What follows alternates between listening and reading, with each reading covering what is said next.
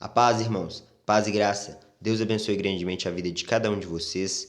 Nesse vídeo eu quero falar a respeito da Turquia e quero falar a respeito também de um texto em específico que se encontra em Apocalipse quando fala da igreja de Pérgamo, que é onde habita o trono de Satanás. Então, são vários pontos para serem explicados, e eu estou falando Turquia porque a cidade literal de Pérgamo, ela se encontra na Turquia, e aí, com base nisso, muitas pessoas lêem esse texto de Apocalipse e elas entendem que o anticristo vai estabelecer o trono dele na Turquia, justamente por causa desse texto em específico. Então, eu vou fazer a leitura do texto e vou mostrar que a Turquia aparece sim, só que não nesse texto. A Turquia, profecias claras sobre a Turquia, aparece em outros contextos. Então, a Turquia vai seguir o anticristo, mas esse texto de Apocalipse 2:13, ele não é específico para a Turquia atual. Então, eu vou fazer a leitura e vou explicar ponto por ponto, para não deixar brecha. Os vídeos que eu gravei recentemente, eu estou mostrando a respeito da cidade de Tiro, estou mostrando que a cidade de Tiro, as profecias que estão em Isaías capítulo 23, Ezequiel 26, 27 e 28, Joel capítulo 3, são citados tanto pelo Apocalipse 17 e 18, quando fala de uma cidade que governa os reis da terra no tempo do fim, como também foi citado pelo apóstolo Paulo em 2 Tessalonicenses no capítulo 2, quando vai falar que o anticristo ele vai se intitular Deus. Então isso já tinha sido anunciado pelo profeta Ezequiel no capítulo 28, e todos esses textos que eu acabei de citar, eles sempre apontam para o anticristo vindo da cidade de Tiro, iniciando o governo dele, da cidade que hoje se chama Sur, que é a atual Sur, mas antigamente se chamava Tiro, é o mesmo lugar, e isso é no Líbano. Então, com base nisso, eu defendi isso em vários vídeos aqui e eu continuo defendendo isso. Só que a partir do momento que o Líbano entra em ação, a gente entende o papel do Líbano no tempo do fim.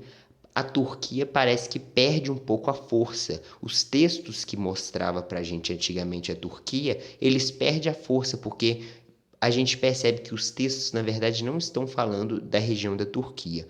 Só que eu vou mostrar também que esse papo da Turquia não é um papo aleatório, é porque realmente a Bíblia fala disso. Então, eu vou fazer aqui o equilíbrio, vou mostrar que Apocalipse 2:13, qual que é a real interpretação daquilo, e vou mostrar o texto de Ezequiel 38, quando ali realmente fala da Turquia. Então, vamos lá, vou fazer a leitura e os irmãos vão conseguir compreender tudo que eu estou dizendo.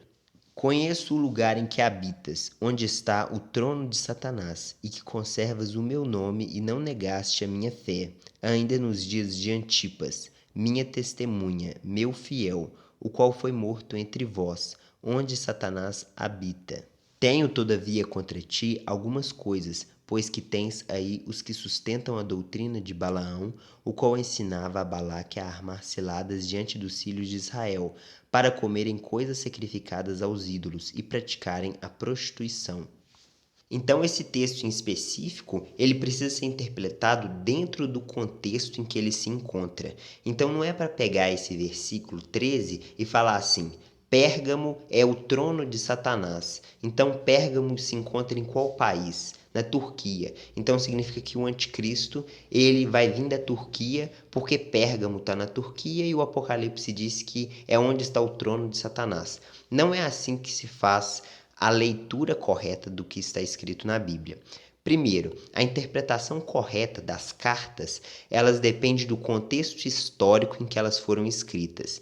Então, as 7 igrejas que se encontram na Ásia são 7 cidades, que é Éfeso, Esmirna, Pérgamo, Tiatira, Sardes, Filadélfia e Laodiceia. Quando Deus vai falar para Pérgamo, vai falar que é onde Satanás habita. Só que essa questão de Satanás habitar naquele lugar é justamente pelo contexto histórico da cidade de Pérgamo. Então, Pérgamo era um centro idólatra, era onde tinha uma grande idolatria, Então tinha culto a falsos deuses, tinha muitas coisas ruins na cidade de Pérgamo. Tinha prostituição, tinha idolatria e tinha também perseguição aos cristãos. Então, quando fala de Antipas, minha testemunha, meu fiel, que foi morto no meio de vocês, não está apontando para o tempo do fim. Está falando que naquele tempo em específico tinha um mártir, tinha uma pessoa que morreu testemunhando o nome de Jesus dentro daquela cidade. Então, esse é o contexto com o qual você lê de novo o texto de Apocalipse 2, versículo 13, e você vê que o que Deus está querendo dizer é: Pérgamo é um lugar onde Satanás habita, é um lugar onde Satanás domina aquele lugar, porque tem muita idolatria, muita prostituição, persegue os cristãos, e a igreja desse lugar tem seguido as doutrinas de Balaão. Então, não é literal quando fala que está seguindo as doutrinas de Balaão. Não é que Balaão estava naquele lugar pregando coisas ali. Balaão morreu, Balaão viveu na época de Moisés. Só que o que o texto está dizendo é: vocês estão indo pelo mesmo caminho que Balaão ensinou naquela época, na época de Moisés. Ou seja, vocês estão indo na idolatria, vocês estão na prostituição, vocês estão semelhantes ao que Balaão estaria ensinando se ele tivesse aqui. Ou seja, vocês estão no mesmo espírito de prostituição e de idolatria. Então, essa é a real interpretação sobre o texto bíblico de Pérgamo quando fala do trono de Satanás está na Turquia. O que está querendo dizer é que aquela cidade era um lugar dominado por Satanás. Não está dizendo que o anticristo vai estabelecer o trono literal dele na cidade de Pérgamo. Não é isso que o texto está dizendo. Agora, quando a gente entende tudo isso, então como que fica a Turquia dentro desse contexto? A Turquia, então, ela não aparece na escritura porque o Líbano aparece por meio da cidade de Tiro. Só que, e a Turquia? Como que fica isso no tempo de hoje? Qual que é uma interpretação saudável e equilibrada, sem forçar nenhum texto, para a gente entender se realmente é assim ou não? O texto de Ezequiel no capítulo 38 e também no capítulo 39, mas dando aqui foco nos primeiros versículos do capítulo 38 do profeta Ezequiel, vai falar que Gog, ele é da terra de Magog e ele é príncipe cabeça de Meseque e Tubal. Cada país, cada região do mundo é simbolizada através de um dos filhos ou de um dos netos de algum dos descendentes de Noé.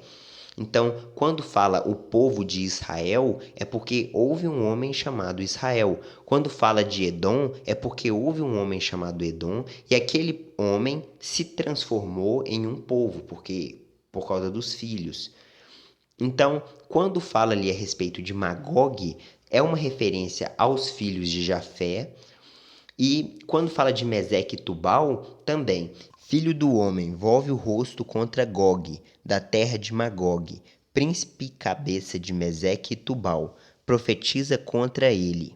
Então, esse texto em específico do profeta Ezequiel está falando que Gog é da terra de Magog, só que o ponto ali não é falar que Gog ele vai ser a genealogia dele vir da terra de Magog. Não é isso. Não está dizendo que Gog nasce na terra de Magog. Só está dizendo que ele é o governante dessa terra. E ele não precisa ter nascido lá para ser o governante da terra de Magog. Vai falar que ele é príncipe cabeça, porque na tradução aparece príncipe Ros, só que é príncipe cabeça da terra de Meseque e Tubal. Meseque e Tubal é identificado como sendo as regiões da Turquia. Só que a terra de Magog, ela não aponta para a Turquia. A terra de Magog, pela pesquisa que eu fiz até então, Magog aponta ainda mais ao norte da Turquia. Então seria regiões que atualmente seria na Ucrânia, no sul da Rússia e no Cazaquistão. Agora, por que Deus está citando todos esses reinos, então, para a gente fazendo essa bagunça, profeticamente falando, sendo que era tão fácil Deus falar?